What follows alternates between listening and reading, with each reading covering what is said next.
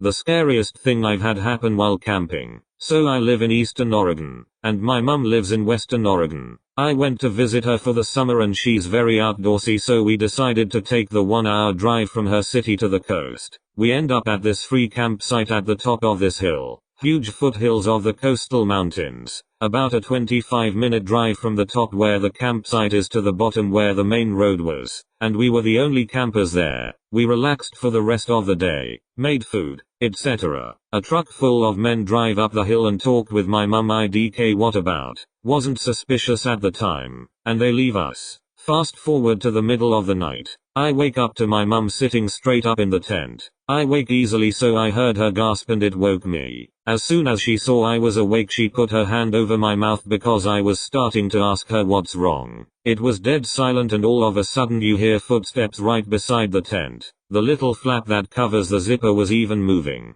Thankfully my mum has quick wits and said very loudly, "Kenny, grab the gun." Kenny is my dad, although that doesn't matter, and mind you he was not there, just us girls like I previously said. They left. No harm was done. Thank the Lord for my mama. TLDR. 2 girls at a campsite alone. People outside tent in the middle of the night and my mum pulled some badassery.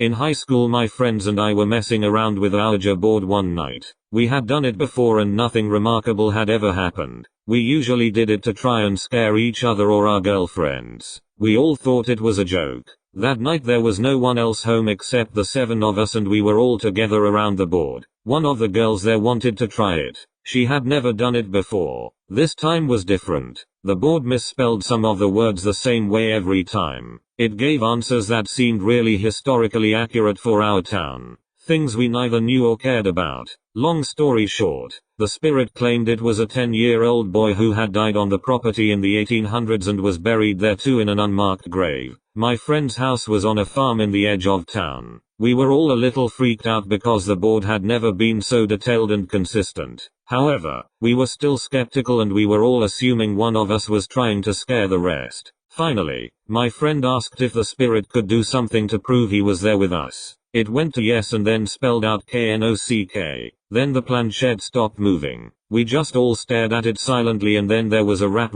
on the window right next to us. The lights were on outside and there was absolutely no one out there. We never touched that effing board again.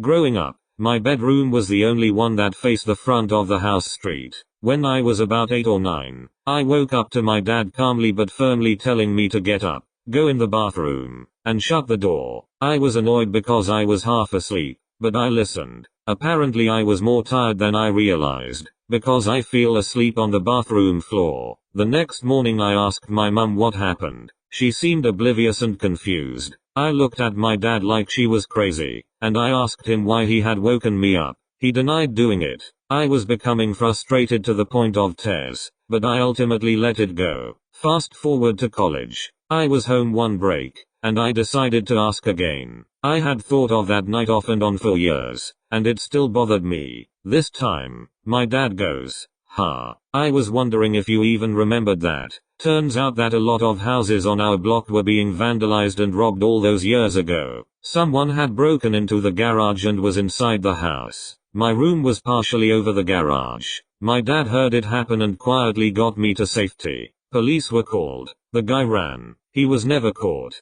however, and my parents didn't want a terrified kid on their hands. So for years they pretended like nothing had ever happened. It wasn't supernatural, but it was unsettling for sure.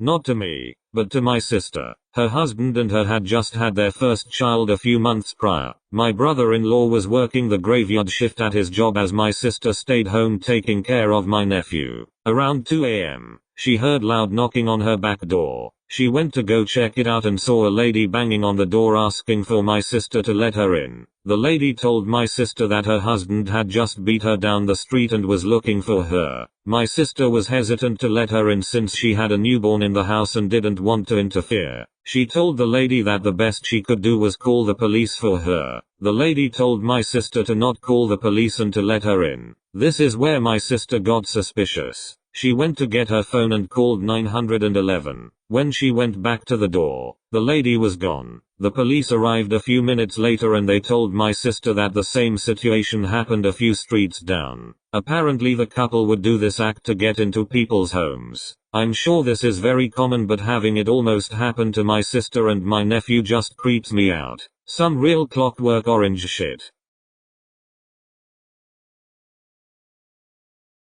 When I was in high school, I had a lot of these experiences. At the house my dad lived in at the time, it was really old, built in the early 1800s. There were plenty of times I'd be sitting in the living room and distinctly hear the cabinets opening and closing in the kitchen. It was just me and my dad that lived in the house, and you could clearly see when his bedroom door was shut and he was asleep, but still hear it. Normally my dad worked 7-3 but occasionally worked a PM or overnight shift. One night he was working until 11. I was 17 at the time. Around 8 or so, I'm sitting in my room playing Borderlands, and think I hear footsteps coming from the living room, which was adjacent to my bedroom, and assume my dad's home early. Go back to playing Borderlands. I keep hearing the steps, so I pause the game and listen, and the footsteps are just slowly pacing back and forth between the living room and the kitchen, in a steady rhythm. I laid in bed scared shitless, and actually counted the steps. Every time it took 15 paces to the living room, 15 back to the kitchen. Needless to say, I did not fucking sleep that night. Had another situation at my mom's house. About 2 years prior to this, out of nowhere my alarm clock would go off at midnight every night. I assumed it was busted and got rid of it.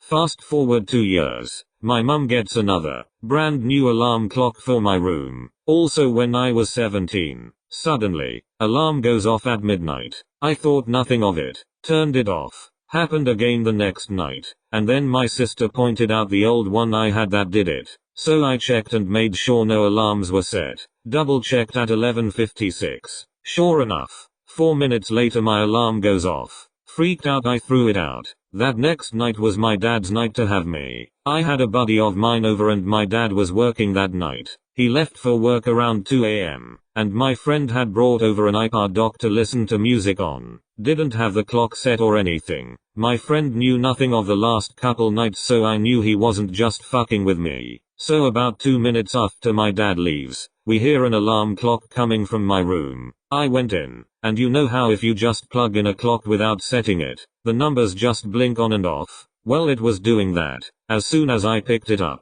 the clock set itself to 12 o'clock and then just turned off by itself. So, yeah, fuck paranormal shit. I'm not religious at all, but I am 100% convinced that it happens.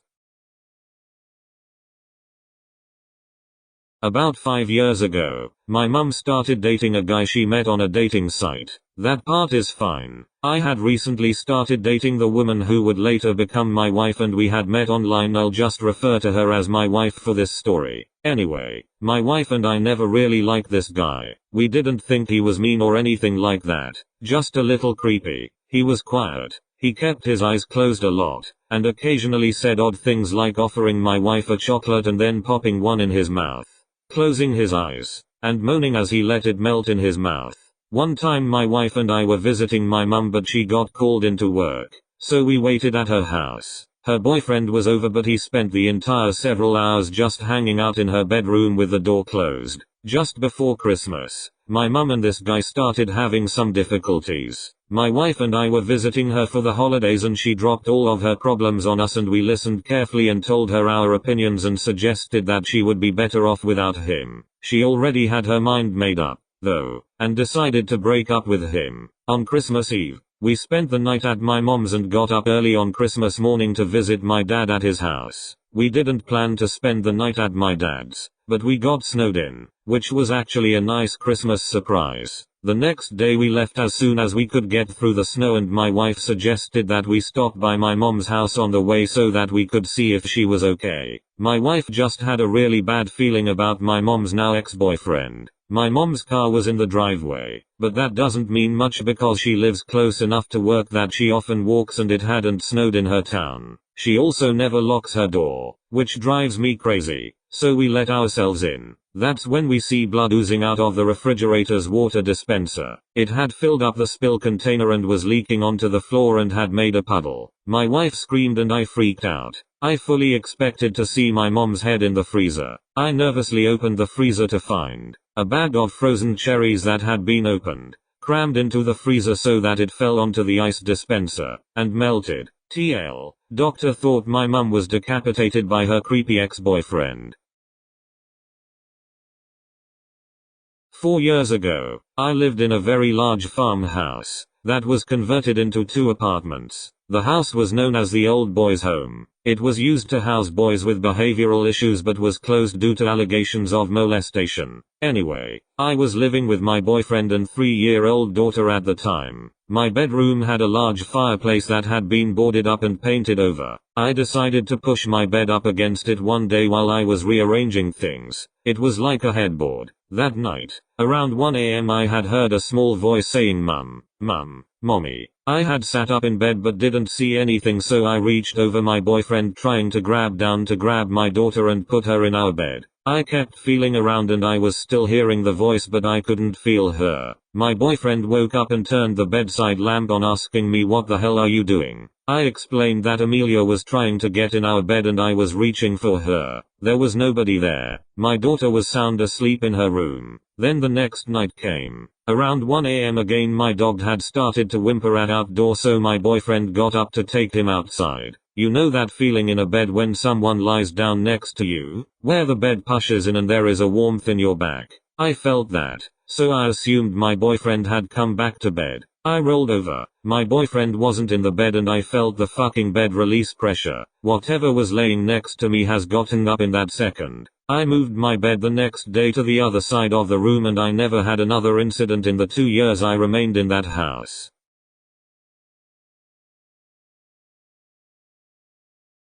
Some random thief was in my house, who I spoke to, who left me a weird message, was sitting in my room at like 11:30 p.m. Heard lots of shit downstairs. Assumed it was my mum. Heard her walk up the stairs to my room. Stop. I called out to her. She didn't say anything and walked downstairs. I went down about a half hour later to find a piece of paper with the words "You're lucky I'm scared too" on it, and a whole bunch of shit was missing. Called mum. She still hadn't arrived home from a dinner she was at with her friends. I called the cops and locked myself in the bathroom, but I think they left when they realized I was still home. Probably the most scared I've ever been when I was hiding in the bathroom.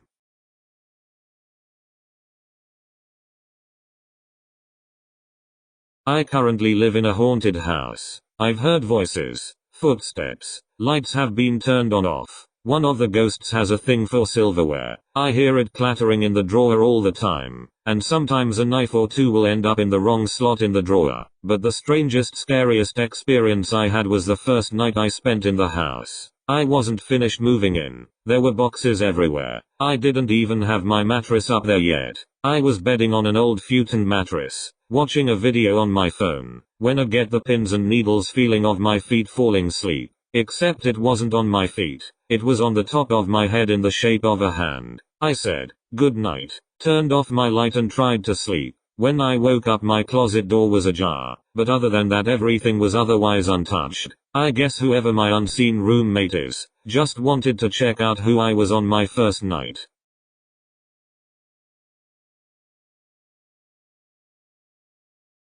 When I was around 16, my rapidly growing family finally moved from the house I had spent my entire life in. As you would expect, we spent a lot of time fondly remembering things we used to do in the house as we were packing everything up. At some point I decided to go into the downstairs closet with a flashlight and read, something I used to do when I was younger to get some peace and quiet. Now, this is one of those deep closets that goes under the stairs. It went back around 8 feet and then had a left turn into a very low, maybe 3-foot high space. This space was largely occupied by a mountain of old blankets and stuffed animals. Of course, this is the most fluffy spot to sit and read. About an hour in I shift a little to get comfortable and I hear a low, slow, warped, Hoarse voice say you always make me happy. I flipped my shit, hit my head on the low ceiling, and practically broke the door down getting out. After hyperventilating and explaining to my family why there was no color left on my face, I went back to see what it was. It was my stuffed little bear from when I was 3 or 4 years old that I happened to lean on just right to press his belly. When I pressed his stomach again though, nothing. This poor bear I hadn't played with since I was a toddler used the last of its power, used its dying breath to tell me I made it happy. You make me happy too, little bear, when you're not making me piss myself.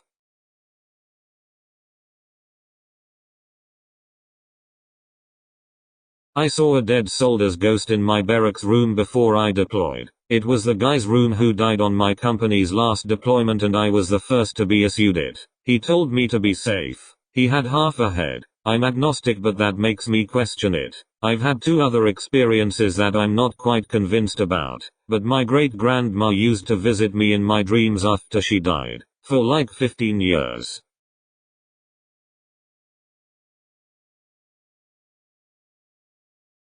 I've been flying for almost 30 hours and the flight attendants won't stop crying. 30 hours ago I hopped on a late-night flight from New York heading to Los Angeles. After boarding I saw that I had an entire row to myself. Takeoff passed without incident, and soon I was stretched out for a nap across the row. I slept for a few hours. I don't know how long, but I woke up to some severe turbulence. It's possible that the lights in the cabin went out for a moment, but I was so disoriented that it's hard to say. I checked my phone to see that it was 4:03 a.m., which I figured gave me about an hour until we landed. When I looked out my window, I was shocked to see nothing but wide open ocean. My jaw dropped. There's obviously no ocean between New York and Los Angeles. I hit the button to call the flight attendant and spent the next few minutes racking my brain for a lake that could have possibly been big enough to explain what I was seeing. I jumped when the attendant flipped off the light. She was grinning from ear to ear, and tears were pouring down her cheeks. "How can I help you, sir?" she asked. I froze for a moment at her reaction before deciding to just ask my question. "Where are we? Why does it look like we're flying over an ocean?"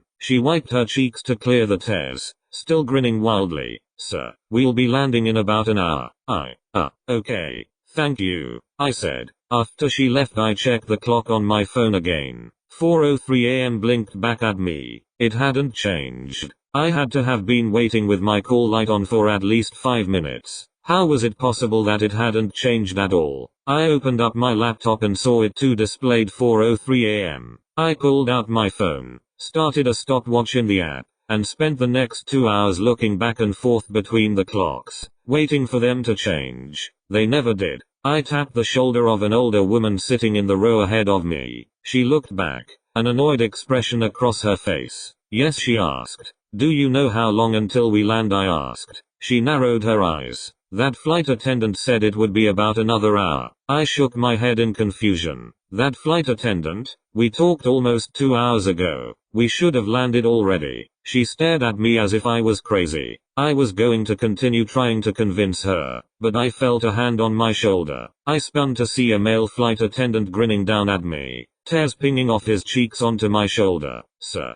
I'm going to ask you to calm down, or I'll be calling the captain." I told him that wouldn't be necessary and sat back. He removed his hand and stepped away. The flight attendants continued to stop by every few hours offering meals. My stopwatch continued to tick up and is now telling me that I've been on this plane for more than 30 hours. I've explored all of coach and tried talking to some of the other passengers, but they've all told me that they are expecting to land in an hour or so. Around 3 hours ago I tried getting into first class. I made it past the curtain but was escorted back by 2 grinning flight attendants. Their grip on my arms were like iron. "Sir, the seatbelt sign is on," one said. "Please remain in your seat with your buckle fastened. We'll be landing in about an hour." I'd just about given up hope when a woman came down the aisle dressed in a business suit. She didn't look at me or slow down, but she dropped a piece of paper onto my tray as she made her way to the bathrooms at the back of the plane. I shot a look around before unrolling it. It said, "Are you stuck too?" I pulled out a pen and wrote yes. "It's been 30 hours. I folded the scrap of paper up and set it on the tray closest to the aisle. She left the bathroom and picked it up as she passed. It's been 20 minutes since then. I don't know why, but I don't think the flight attendants would like it if they knew we were talking. It doesn't matter. I have to do something. I'll update you all with whatever happens next.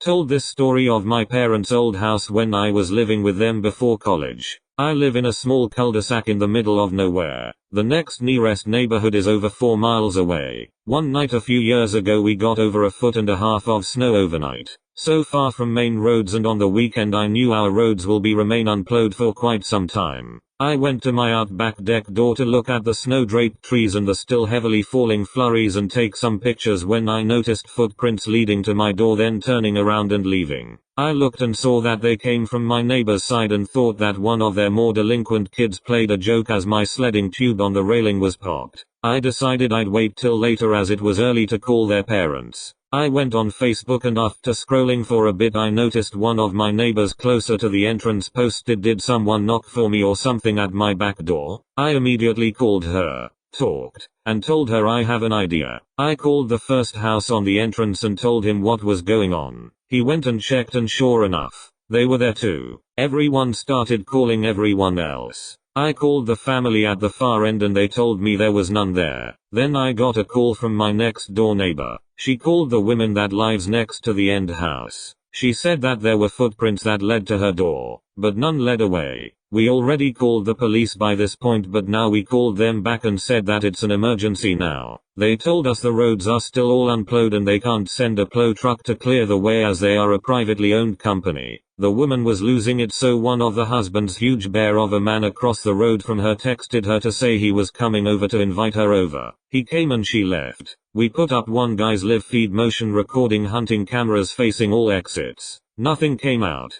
Around 7 p.m. a plow truck came as well as 3 cop cars. The couple she was staying with and her went to her house and stood in the doorway as the police searched. They found nothing. She begged them to keep looking, so they did. 2 of the cops went into the basement again. This time only one came up. He took her to the side room and we could hear hysterical crying. By now we are all out there. Me and a few of the other guys started towards the door when several police confronted us. They told us they found someone hiding under a cover opening in the stairwell that she didn't even know existed. A few minutes later a scruffy man screaming and kicking came out in cuffs and was led away. In his little campout they found blankets she just cleaned and put away. In the room next to hers. She stayed in other people's houses for a long time before going back. Even then she wouldn't stay alone. She sold the house the next summer. He turned out to be a thrill-seeking junkie who was on probation for assault against a family member. The cops told us that they feel like he didn't want to stay at his apartment after a fight with his roommate and drove off in his roommate's car from the county over and got stuck in our unplowed roads. And that is why you always make sure you lock your doors.